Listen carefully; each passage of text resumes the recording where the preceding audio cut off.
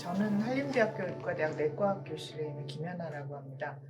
제가 오늘 이제 죽음을 배우는 시간이라는 이제 책을 쓴 다음에 이렇게 귀한 시간에 초대를 받게 되어서 이제 기쁘게 생각을 하고요.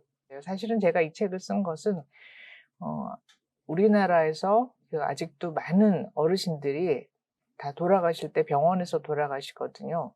그러면서 죽음에 대해서는 아무런 준비를 해 놓지 않기 때문에 결국은 남겨진 사람들에도 굉장히 많은 비극이 일어나는 경우를 볼 수가 있는데, 이제 이런 문제들을 연명 의료에 대한 그런 활발한 논의에도 불구하고 계속 이런 일들이 일어나는 이유를 통찰을 하고 '어떻게 하면은 조금 더 현명하게 죽음을 준비할 수 있을까?' 이제 이런 이야기를 하고 싶어서 책을 썼는데, 2월 말에 이 책을 내야 하는데 갑자기 이제 코로나19가 생겨서 모든 사람들이 삶을 위해서 막 다른박질을 치는 그런 시기가 되었어요. 그래서 '일 년 동안 이 계속 될 텐데 이런 상황에서 이 책을 낼 수가 있을까? 다 떠나서 지금 사람들이 누가 죽음에 대해서 이야기를 하고 싶을까?'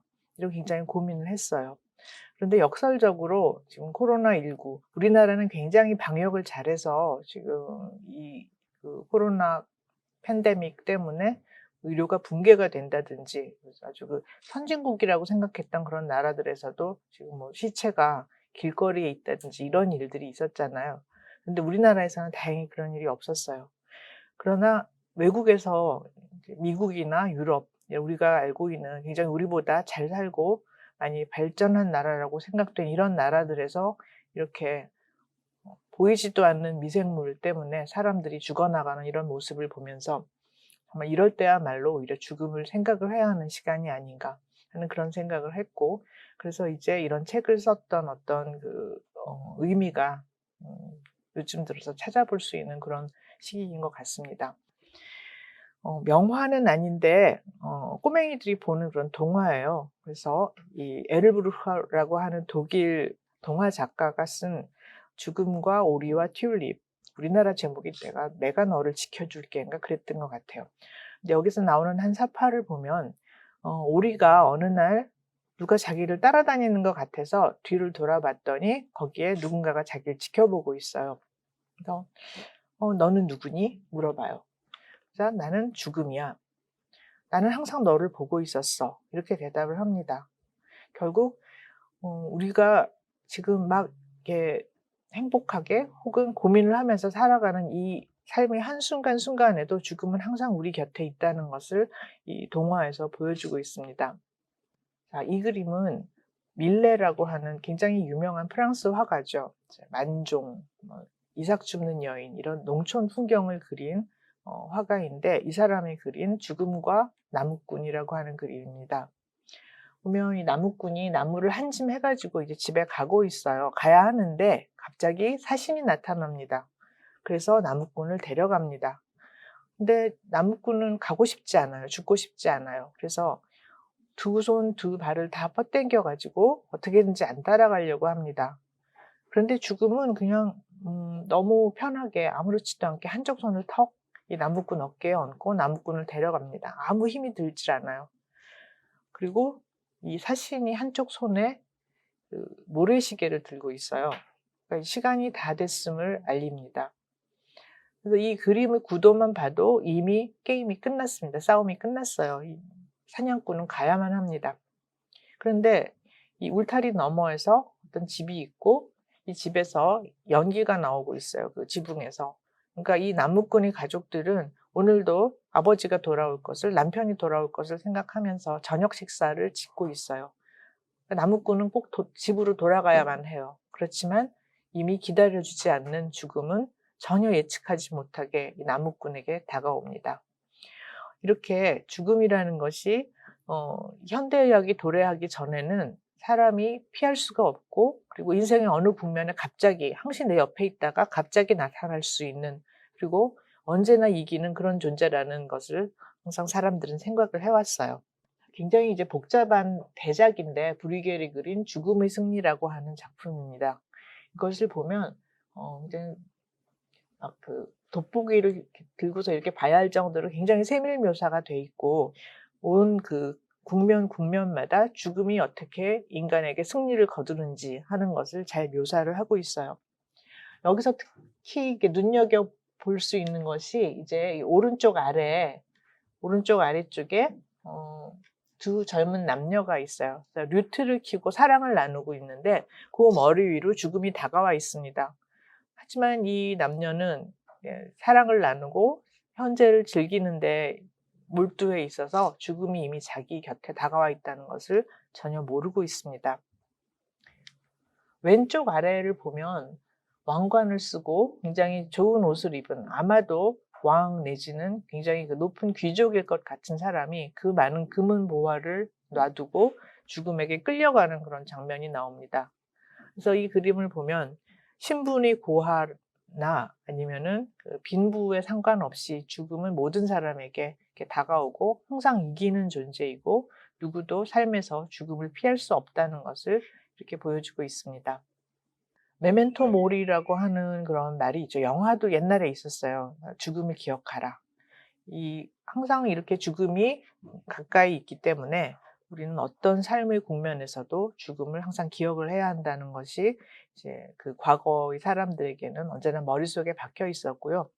이제 그림을 통해서도 그런 것들을 많이 볼 수 있습니다. 이제 바니타스 정무라라고 해서 여러분들이 이제 유럽이나 이런 그 미술관에 가서 보시거나 혹은 아니면 그림 자료를 보실 때 꺼져가는 촛불, 그리고 벌레 먹은 과일, 그 옆에 해골, 이런 것들이 모티브로 그려진 그런 추상화를 굉장히 많이 볼 수 있을 거예요.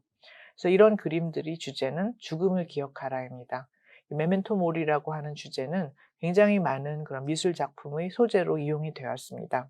여러분들한테는 참 먼 이야기일지 모르겠지만 현대의학이 도래를 하고 사람들이 어떻게 죽게 되었는지를 한번 살펴보겠습니다. 우리가 요즘은 유병장수하면 욕이죠. 너 오래 사는데 계속 아프다가 죽어라. 이게 욕이 되죠. 사람들이 그 평균 수명이 석기 시대에는 한 20대 정도였는데 그것이 2배가 돼서 40대까지 살 수 있게 되기까지는 만 년이 넘는 굉장히 긴 시간이 흘렀습니다. 사람이 죽어갈 때, 늙어서 죽어갈 때 피할 수가 없이 어느 나이가 되면 노화에 의한 병치레가 하나둘 생기게 됩니다. 그리고 그것이 누적이 돼서 어느 그 임계점을 넘어가게 되면 결국은 사망을 하게 되는데, 현대의학의 도래 이후에 다양한 그런 건강관리라든지 혹은 의학 외의 그런 영양 섭취 개선, 이런 것들로 인해서 점점 병치레가 조금 늦게 혹은 덜 생기게 되고 이 누적되는 그런 병치레도 조금 좀 완화가 되게 됩니다. 그렇지만 이것을 완전히 거스를 수는 없는 것이고요. 결국은 사망까지 기간은 굉장히 길어지게 됩니다. 그런데 문제는 이렇게 현대의학이 도래한 다음에도 죽음을 가져오게 되는 어느 정도의 그 신체 병치레의 누적이라든지 신체의 그 기능이 떨어지는 것은 피할 수가 없거든요. 그래서 과거 같으면은 당연히 이제 이 정도의 병이 생기고 이 정도로 약해지면 사망을 해야 하는 시점에 개입을 하는 것이 연명치료입니다. 그러니까 연명치료로 인해서 이제는 거의 생물학적으로 사망 단계임에도 불구하고 이 사람을 살려놓을 수 있는 그런 의료 기술들이 굉장히 발달을 하게 됐습니다. 그래서 사망까지 기간이 굉장히 길어지는데, 요즘 나오는 웰다잉론이라든지 연명치료에 대한 논의들은 바로 이 단계에 개입하는 연명치료를 하지 않는 쪽을 그것이 더 바람직한 죽음의 모습이다 하는 것을 이야기하고 있는 것입니다.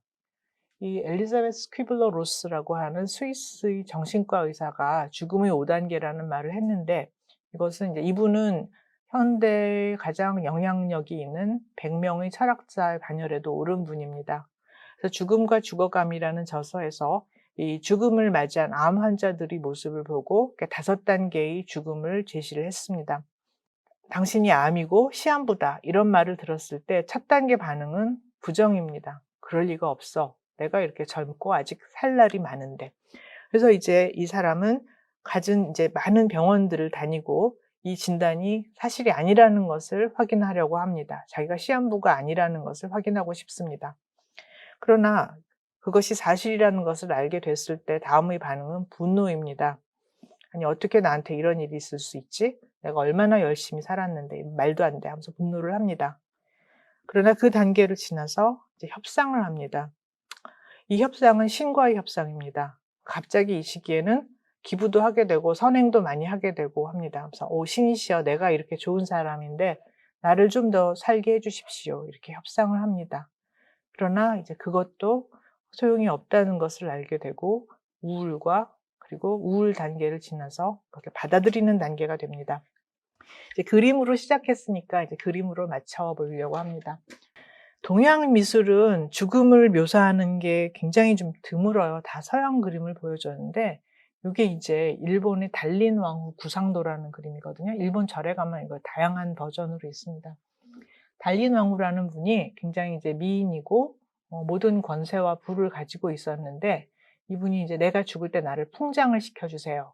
풍장이라는 거는 시체를 묻지 않고 들에다 그냥 두는 겁니다. 그러면은 들짐승들이 와서 이걸 뜯어먹고 그리고 결국은 흙으로 돌아가는 이 9 단계를 통해서 내가 어떻게 흙으로 돌아가는지를 보여준 그림입니다. 굉장히 생물학적으로 정확해요. 어떤 단계에서 이제 시체가 부풀어 오르고 이런 걸 보여주는데 이 그림을 그린 이유는 이분이 워낙 좀 아름다워서 이 스님들도 이분한테 굉장히 매혹이 됐는데 스님들이 절에서 수행을 하면서 이 유혹에 빠지지 말라고 저런 미인도 죽으면 이렇게 흙으로 돌아간다는 것을 깨우쳐 주기 위해서 이런 그림을 그렸다고 해요.